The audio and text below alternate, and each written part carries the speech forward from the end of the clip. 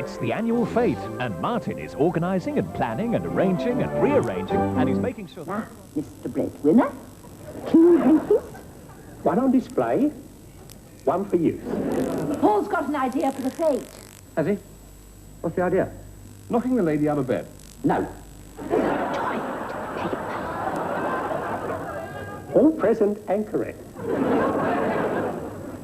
I had thought of playing a gypsy violin, but I can't play the violin. For doing that. Ever-decreasing circles, a Christmas Eve special at 7:45 here on BBC One. Lynette Ridgway's a leech, a parasite on the skin of society. For God's sake, in a sane world, she'd be bumped off as a warning to the others. Agatha Christie's Death on the Nile is in 15 minutes. And now, at 9:20, the news on BBC One with Michael Burke. Fierce battles have been going on in Romania tonight as the secret police refuse to surrender to the people. There have been thousands of casualties. The armies leading the revolution, a virtual civil war is being fought out in the streets. President Ceaucescu is reported to have been captured. Some of his supporters have been executed.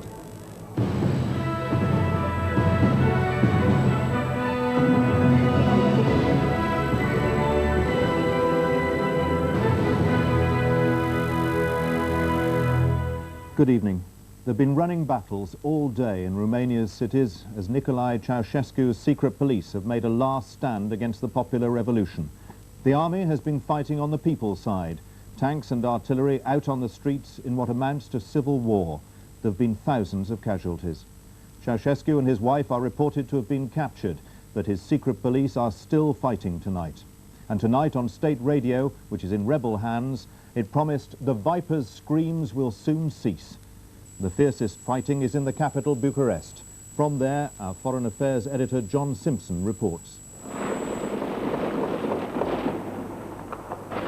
Tonight, the centre of Bucharest is an eerie place with fires still burning in buildings which the army has targeted because of snipers, and everywhere the sound of automatic fire. No one can be certain which side it's coming from. At dawn this morning, the fighting had already begun. At the television station, which has played a central part in the spread of the revolution, men still loyal to Ceaucescu were firing at the army. Now the soldiers are on the side of the people. The army has effectively become the main revolutionary force in Romania.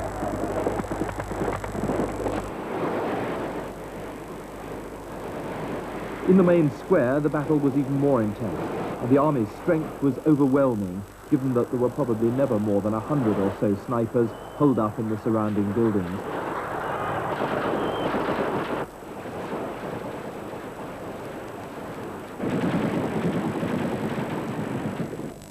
But they made up for their lack of numbers by sheer determination. They're men with absolutely nothing to lose. They know that if they're caught, they'll have to face the violence of what can become in a moment a lynch mob.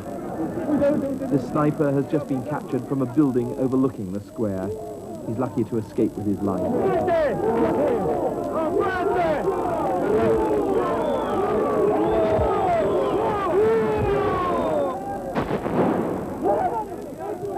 The snipers have the advantage of being alone or in 2s and 3s. They can move around fast. These men, for instance, were firing down at the crowds from near our hotel. A minute or two later, they'd gone.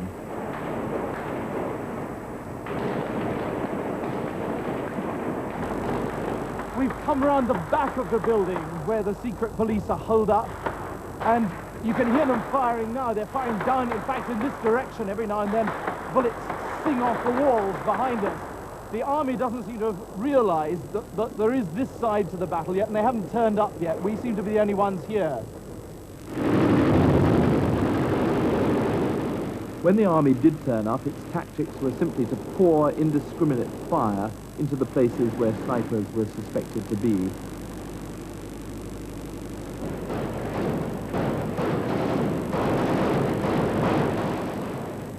It's not just the army's training or the lack of it. These men belong to an arm of the state which only a few days ago was ordered to shoot down unarmed demonstrators in Timișoara and elsewhere.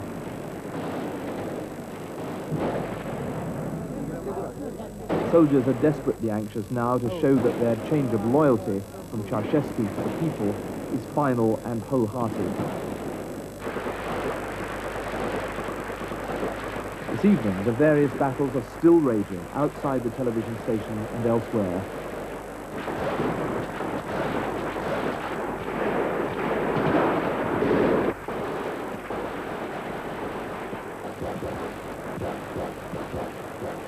The army is still some way from winning even this one-sided war. John Simpson, BBC News, Bucharest. Outside the capital, too, there's been fierce fighting all day between the army and those loyal to the Ceaucescu regime. In Arad, in Transylvania, troops and revolutionary volunteers have besieged the security police. Many have been caught and put under arrest. In Arad, the army are everywhere, hunting down Ceaucescu loyalists who are still holding out. Extra ammunition is brought in as troops continue their relentless assault on the security police hideouts. But still, there's sniper fire from the Securitate, who are fighting to the death. All day, civilians have been dodging the bullets. Here, one of the snipers has been captured, and elsewhere in the city, another suspect is under arrest, a lynch mob trying to pull him from the car. Death, death, they shout, but the army show commendable restraint, determined not to allow any summary justice, despite the atrocities committed in this city by the Securitate.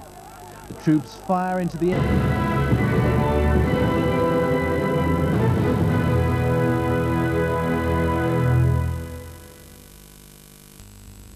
Good evening to you. Well, some windy weather on the way, not only for tomorrow, Christmas Eve, but also for much of the Christmas weekend and beyond too. As you can see, the isobars here are already beginning to bunch up together in the southwest. There'll be gale force winds coming in there before too long. Patchy rain too is gradually working its way eastwards across many parts of England and Wales, though some parts of the extreme south could just about stay dry. By the end of the night though, Scotland all the way down this western side of England and through Wales and Northern Ireland will see some really quite heavy rain. Those isobars very tightly packed, perhaps up to severe gale force there, the winds at times. That's where the wetter weather is. Temperatures around 2 in parts of northern Scotland, generally close to 6 or 7. That's early this evening, and those temperatures will be continuing to rise through the night. Well, quite an area of low pressure. Virtually you can hardly see Britain underneath all those isobars during tomorrow. Some very windy weather around, and as the main belt of cloud and rain pushes south, it'll bring gales and severe gales across with it, even down over some land areas. But eventually we'll see brighter, showery weather coming into many northern and western regions, with a quick sneak preview to Christmas Day, shower in the northwest, still some cloud in the south. Christmas Eve on 1 at 7:15, a Celebrity Tele-Addicts from the British Broadcasting Corporation. Welcome to our Christmas comedy special. Ha ha. At 7:45, it's decision time for Martin. We've got a community spirit here that throbs like a giant pulse. You realise we've probably got more societies here per square foot than anywhere else in the country, possibly the civilized world. Then Legal Eagles. We're not making specific allegations. Look, we know those paintings exist, and we think you have them. You seem an intelligent man, Mr. Logan. Far too intelligent to risk a profitable career by meddling into legitimate matters which are none of your concern. Midnight Mass of the Nativity at 11:20 comes from the Clonard Monastery on the Falls Road of West Belfast. At 12:20, even true love cannot guarantee happiness. Paris, France will be there Christmas Day. No, Ollie, that's not the way we're going to do it. I don't want Paris. I don't need Paris. I just want you. And I want time, which you can't give me. And that's Christmas Eve here on BBC One. And now, to continue Saturday on BBC One, Peter Ustinov plays the famous Belgian detective Hercule Poirot, keeping a close watch on a star lineup of suspects, including Betty Davis, Mia Farrow and Angela Lansbury in Agatha Christie's Death on the Nile.